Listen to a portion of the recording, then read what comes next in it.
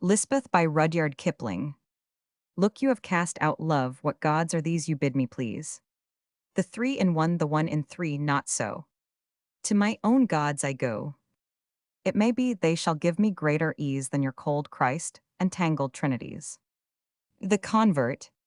She was the daughter of Sanu a hillman, and Jade his wife. 1 year their maize failed, and two bears spent the night in their only papa field just above the Sutlej Valley on the Kotgar side. So next season, they turned Christian and brought their baby to the mission to be baptized. The Kotgar chaplain christened her Elizabeth, and Lispeth is the hill or Pahari pronunciation.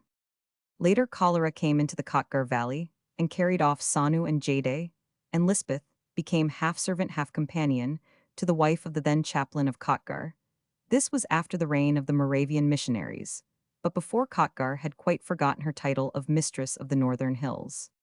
Whether Christianity improved Lispeth, or whether the gods of her own people would have done as much for her under any circumstances, I do not know, but she grew very lovely, when a hill girl grows lovely. She is worth traveling 50 miles over bad ground to look upon. Lispeth had a Greek face, one of those faces people paint so often and see so seldom. She was of a pale ivory color, and for her race extremely tall. Also, she possessed eyes that were wonderful, and had she not been dressed in the abominable print cloths affected by missions, you would, meeting her on the hillside, unexpectedly, have thought her the original Diana of the Romans going out to slay. Lispeth took to Christianity readily, and did not abandon it when she reached womanhood, as do some hill girls. Her own people hated her, because she had, they said, become a memsahib, and washed herself daily. And the chaplain's wife did not know what to do with her. Somehow one cannot ask a stately goddess, 5'10", in her shoes to clean plates and dishes. So she played with the chaplain's children and took classes in the Sunday school, and read all the books in the house, and grew more and more beautiful like the princesses in fairy tales. The chaplain's wife said that the girl ought to take service in Simla as a nurse or something genteel, but Lispeth did not want to take service. She was very happy where she was. When travelers there were not many in those years came to Kotgar, Lispeth used to lock herself into her own room for fear they might take her away to Simla or somewhere out into the unknown world. One day a few months after she was 17 years old, Lispeth went out for a walk. She did not walk in the manner of English ladies, a mile and a half out and a ride back again. She covered between 20 and 30 miles in her little constitutionals, all about and about between Kotgar and Narkunda. This time she came back at full dusk, stepping down the breakneck descent into Kotgar with something heavy in her arms. The chaplain's wife was dozing in the drawing room when Lispeth came in, breathing hard and very exhausted with her burden. Lispeth put it down on the sofa and said simply, "This is my husband. I found him on the boggy road. He has hurt himself. We will nurse him. And when he is well, your husband shall marry him to me."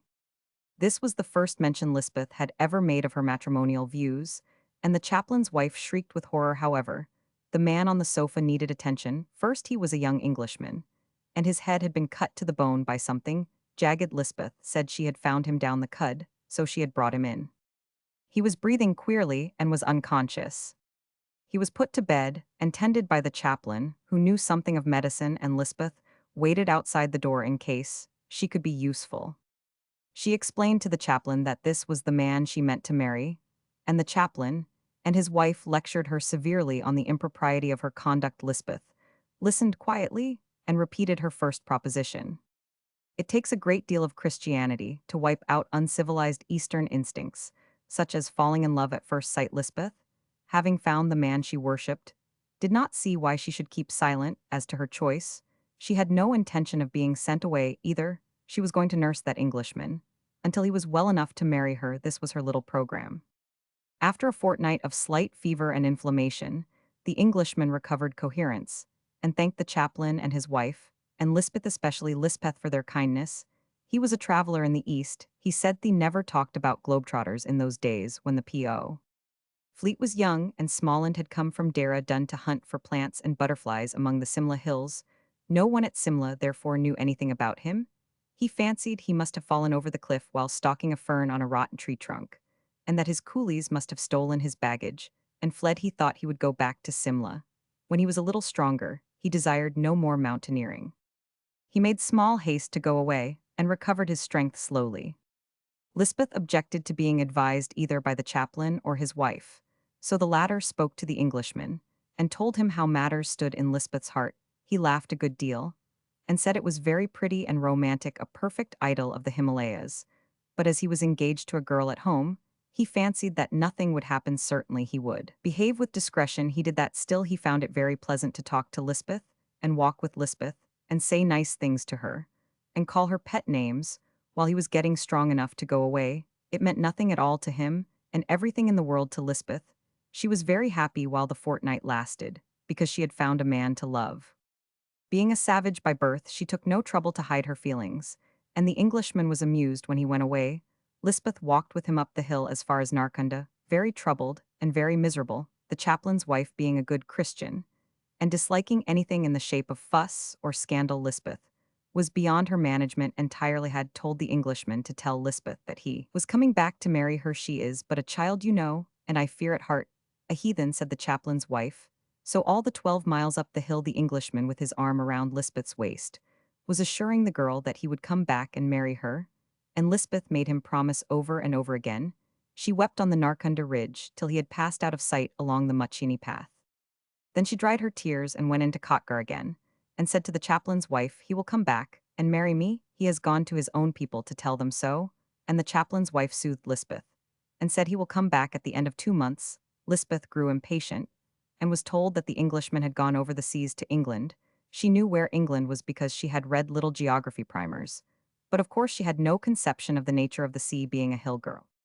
There was an old puzzle map of the world in the house. Lispeth had played with it. When she was a child, she unearthed it again, and put it together of evenings, and cried to herself, and tried to imagine where her Englishman was, as she had no ideas of distance or steamboats. Her notions were somewhat erroneous. It would not have made the least difference had she been perfectly correct, for the Englishman had no intention of coming back to marry a hill girl. He forgot all about her. By the time he was butterfly hunting in Assam, he wrote a book on the East afterwards. Lispeth's name did not appear. At the end of 3 months, Lispeth made daily pilgrimage to Narkunda to see if her Englishman was coming along the road. It gave her comfort, and the chaplain's wife, finding her happier, thought that she was getting over her barbarous and most indelicate folly. A little later, the walk ceased to help Lispeth, and her temper grew very bad. The chaplain's wife thought this a profitable time to let her know the real state of affairs, that the Englishman had only promised his love to keep her quiet, that he had never meant anything, and that it was wrong and improper of Lispeth to think of marriage with an Englishman who was of a superior clay.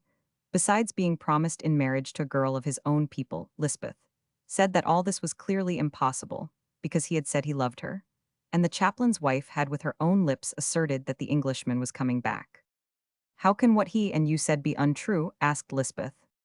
We said it as an excuse to keep you quiet, child, said the chaplain's wife. Then you have lied to me, said Lispeth, you and he.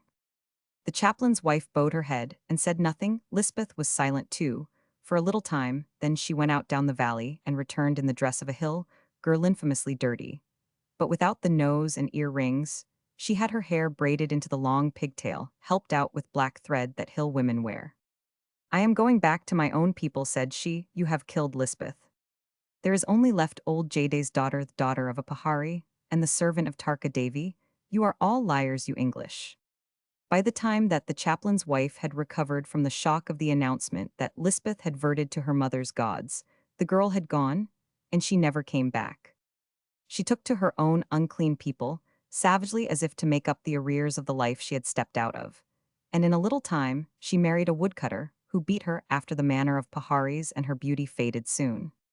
There is no law whereby you can account for the vagaries of the heathen, said the chaplain's wife, and I believe that Lispeth was always at heart an infidel, seeing she had been taken into the Church of England at the mature age of 5 weeks. This statement does not do credit to the chaplain's wife.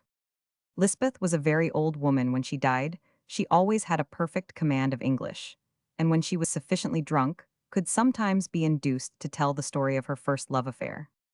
It was hard then to realize that the bleared, wrinkled creature, so like a wisp of charred rag, could ever have been Lispeth of the Kotgar mission.